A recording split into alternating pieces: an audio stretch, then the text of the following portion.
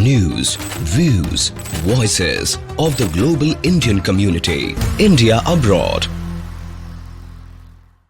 Hello, my name is Vikas Dukhande and I live in Long Island, New York, and we are here visiting at Washington DC in front of the White House, and today is the day that Joe Biden has decided to not contend for the Democratic nomination, and that would leave the room and he has also endorsed Kamala Harris. And being on the ticket, she will also have all the access to the money that they have raised together.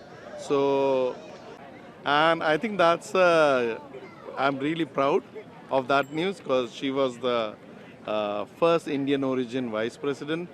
And now she has the chance to become first Indian origin. She as well half African American and then half Indian.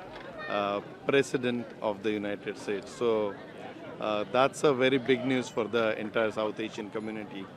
And she exemplifies all that. Her life has been a lot of struggle, and her parents have academic background, so they were the first gen immigrants. So they have worked very hard to give this. We talk about American dream. So Kamala Harris has actually lived something of an American dream. And it's possible that she can become a Democratic nominee. And if she performs really well in the debates with Donald Trump, because Donald Trump is really looks like leading the race now, and she has a chance to become the president. Kamala Harris has worked as a vice president, so she has been inside the thing. She understands how to take those tough decisions. She has been a vice president through two big wars, rising inflation. So she has that experience of dealing with a lot of challenges. Also, her background from, representative from, California has prepared her well for this job. I think looks like a lot of Republicans are thinking that she will be easy, but I don't think so. I think they will realize, and I think Kamala Harris may also galvanize all the anti-Trump voters together, and she has a strong chance. Hello, I'm Ben Eisenberg, and I'm from Washington, D.C. That's where I live. Yes, so it's a mixed feelings about President Biden dropping out. He did a lot of good for the country in helping out with climate change. He did a lot of good in being able to change the economy and get us out of COVID. But at the same time, he was just declining. He wasn't there to be in the campaign. And so we needed to have someone fresh. And so we're excited to be able to have new people instead of what we have on the other side, which is lies and demagoguery, and we want to be able to have a new fresh start for America, and that's what I'm excited about. We don't know who the nominee is going to be. We assume it's going to be Kamala Harris. I think she's going to be a strong candidate because she's been in the administration. I think she's going to have the Democratic Party rally around her, but really, we just need to find the strongest candidate to be able to beat the other side. And Kamala will be historic. She'll be the first South Asian person to be elected president. She'll be the first woman president, and I think there'll be a lot of energy behind her. But whoever is best, we'll take them. We're not here. It was very straightforward and simple, intentionally by design.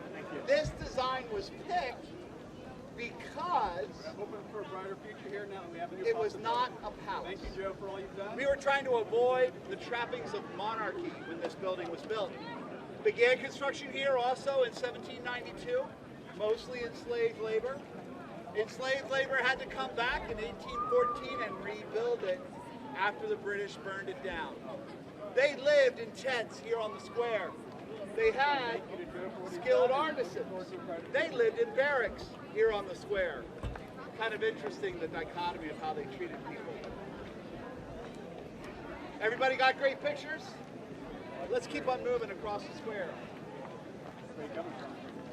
And I'm sorry to interrupt all the media. Okay, son Gunner, daughter Adri. I really wish that Joe Biden would have stayed in the race because that way I would have known for sure that Trump would have won this fall. So I still think he'll beat Kamala Harris, but I really wish he would have just stayed in the race because that would have been an easy win for Trump this fall. Go Trump. Kyle Learman. President Biden's been a remarkable public servant for the last 50 years, and he's been an incredible president. He's done remarkable things for our country, historic investments in fighting climate change, restoring the middle class, and rebuilding our economy after the pandemic. And we've been really proud to support him these last 3.5 years. When he was President Obama's vice president, we supported him. And when we heard the news, we just wanted to come down to the White House and thank him for his service to our country, and tell him that we appreciated everything that he did and that he's going to continue to do it. And we were really waiting for his lead on this, and he made this decision to back out so he could focus on governing for the next 6 months and to put a new candidate forward, and he has endorsed Vice President Harris to make sure we can beat Donald Trump this fall. My name is Oscar. You're from Sweden? Yeah, from Sweden, yeah. Yeah, and your name is? Elin. Yeah. And I think we think this is the right thing to do for Biden. I mean, he's way too old for running this election, and it's definitely the right thing to do to let this election go to Kamala Harris. Yeah, and we hope for the best for her. Joe! Thank you, Joe! Thank you, Joe! Thank you, Joe! Thank you, Joe! Thank you, Joe! Good job, Ron. Good job. First amendment's be long now. Nobody likes this. Here, Luther, let me get a picture of your daddy.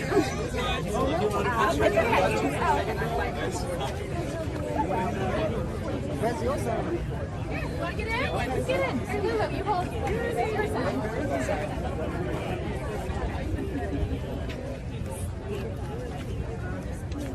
Okay, everybody get out of there. You guys head back to the park or out here near